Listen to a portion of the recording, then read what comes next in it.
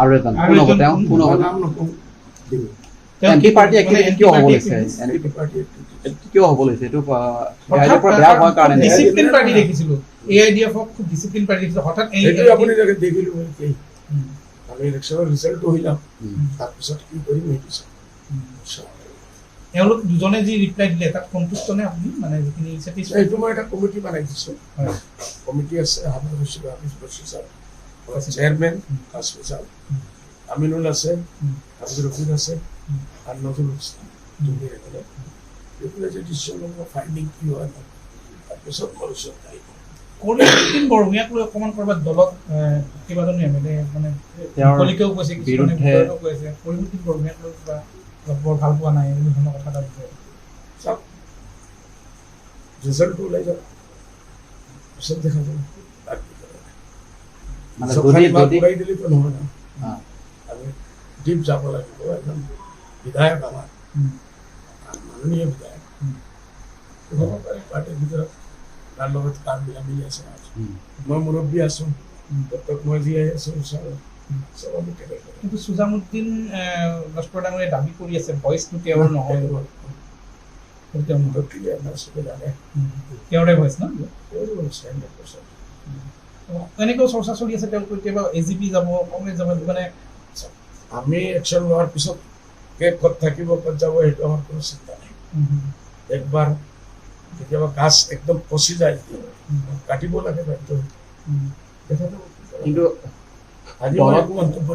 দলত থাকি যদি দলৰ বিৰুদ্ধে কাম কাজ কৰে তেওঁলোকৰ কেনেকুৱা ধৰণৰ শাস্তি হ'ব পাৰে একশ্যন কেনেকুৱা ধৰণৰ হ'ব পাৰে এইটো কালি কমিটি বনাই দিছোঁ ৰে বাবা কমিটিয়ে যে ৰিকমেণ্ডেশ্যন কৰিব সেইটো আমি কৰিম মইতো অকলে ক'ব নোৱাৰোঁ মই যদি কৈ দিওঁ তো মানুহ ইছ্যু হৈ যাব লাভ কি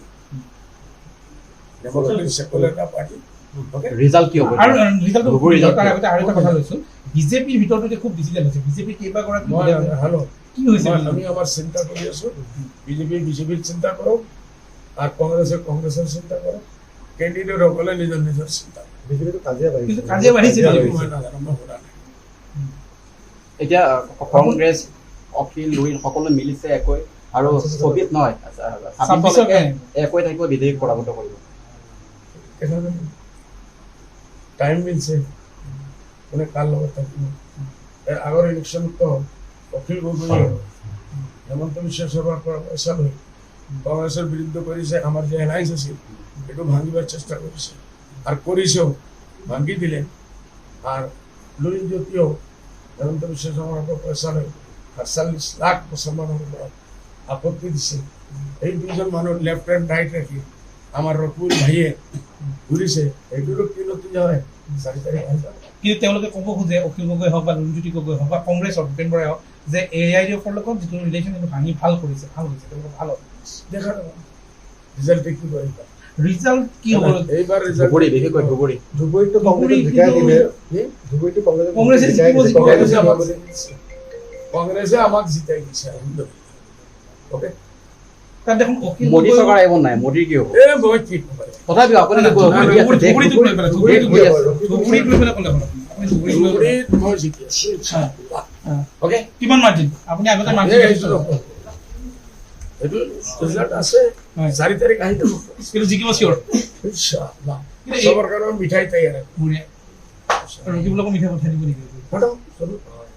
কিন্তু ৰকিবুলক পঠাম সবচে ডাঙৰ ডাব্বা মই অখিল গগৈ পঠাম 2 নম্বৰ সৰু মিডিয়াম সাইজৰ এটা কি নাম ভূপেন বৰা না না ভূপেন বৰাক দিব নাই কিন্তু কথাটো হৈছে যে আগতে আপোনাৰ যেনে ধৰণৰ আছিলে এইবাৰ নহয় তেনে ধৰণৰ কথা কৈ আছে অখিল গগৈ কৈ আছে মাৰ্জিন কম থাকিব এইটো আমিও হিচাপ কিতাপ যিটো সকলেও জানে আগে কংগ্ৰেছে 30 দিনে কি কৈছিল 5 লাখ তাৰপিছত 3.5 লাখ তাৰপিছত 1.5 লাখ এতিয়া খামোশ চুপচাপ খামোশ এই শত্ৰু নিচিনা টাইম কিন্তু মাৰ্জিনক লৈ আপুনি এক প্ৰকাৰ খামোশ আছে আগতে বহুত পাইছিলে আগতে মাৰ্জিনটো আপোনাৰ বহুত আছে আমিতো কৈ আছো মাৰ্জিন কম হ'ব ঠিক আছে মই শেষত এটা কথা সুধিছোঁ আপুনি ইয়াৰ আগতে কৈছিলে যে 3খন আপোনালোকৰ কৰিমগঞ্জ নগাঁও আৰু ধুবুৰীটো জিকিছে কৰিমগঞ্জ আৰু নগাঁও জিকিব 3খন আমি এতিয়ালৈকে নগাঁৱৰ কাৰণে আমি বিয়াৰ ছিল কৰিমগঞ্জত উল্টা কথা হ'ব পাৰে হৈছে কিছু হৈছে মানে আপোনাৰ মতে দুই এই দিয়ক মন্ত্ৰী পিএম হ'ব নাই আৰে ভাই মই ভাই আপুনি ঘূৰি আছে ন ইমান ওপৰত মত কৰিলা মইতো আহিলে মোক ED CBI TBI PBI TB আৰু কিছু কেঞ্চাৰ চব লগাই দিব ভয় কৰে মই কোনো